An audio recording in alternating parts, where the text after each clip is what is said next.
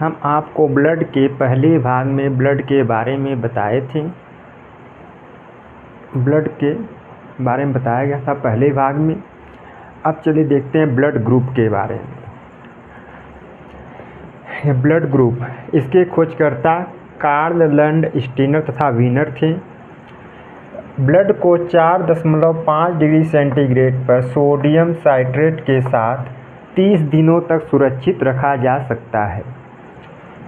Blood में होता है प्लाज्मा और दूसरा भाग है रुधिराणु था, उसमें रुधिराणु में आरबीसी रेड ब्लड कार्पल्स थे।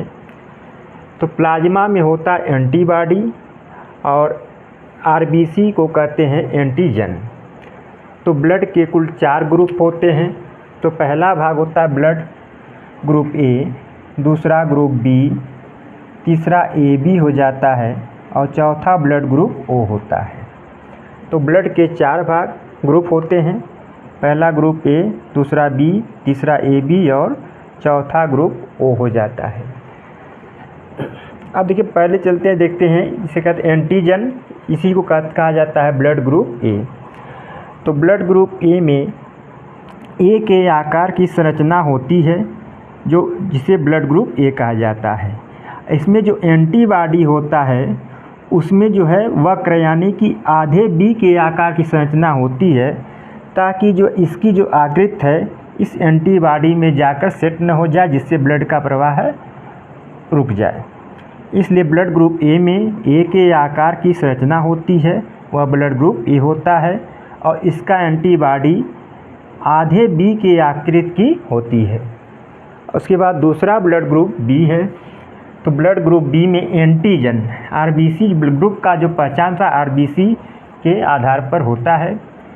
ब्लड ग्रुप बी में बी के आधे बी की आकार की संरचना होती है और इसमें एंटीबॉडी ए की आकृति की होती है। एंटीबॉडी को स्मॉल लेटर से दिखाया जाता है और ब्लड ग्रुप को कैपिटल लेटर से दिखाया जाता है।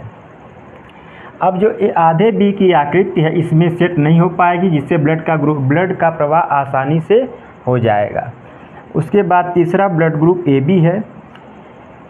इसमें ए और बी आधे बी के आकृति की दोनों संरचना होती है। इसमें कोई एंटीबॉडी नहीं होता है। अगर इसमें एंटीबॉडी ए होगा तो ए के आकृति संरचना इसमें आकर सेट हो जाएगी, ब्लड का प्रवाह रुक जाएगा। अगर एंटीबॉडी बी होगा तो यह जो संरचना इसमें आकर के सेट हो जाएगी और ब्लड का प्रवाह रुक जाएगा। उसके बाद ब्लड ग्रुप चौथा ब्लड ग्रुप ओ है, जिसे जीरो ब्लड ग्रुप भी कहा जाता है। ओ की आकृति जीरो, ओ की आकृति इसलिए ब्लड ग्रुप ओ कहा जाता है इसे। इसमें दोनों एंटीबॉडी होते हैं, एंटीबॉडी ए भी होता है और एंटीबॉडी बी भी होता है। इसमें कोई आकृति नहीं होती है, इसलिए ब्लड ग्रुप ओ में दोनों एंटीबॉडी होते हैं। ये तो हो गया ब्लड ग्रुप के बारे में।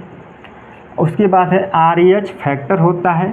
आरएच फैक्टर रीसस बंदर, जो लाल वाले बंदर होते हैं उन्हीं को कहा जाता है रीसस बंदर।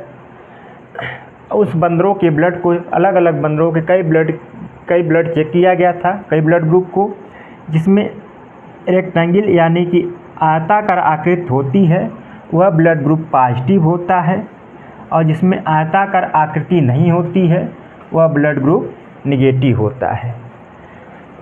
तो रीसस आरएच फैक्टर जो होता है जिसमें आयताकार आकृति होती है वह ब्लड ग्रुप पॉजिटिव, और इसमें आयताकार आकृति नहीं होती जिस ब्लड ग्रुप में वह ब्लड ग्रुप निगेटिव होता है।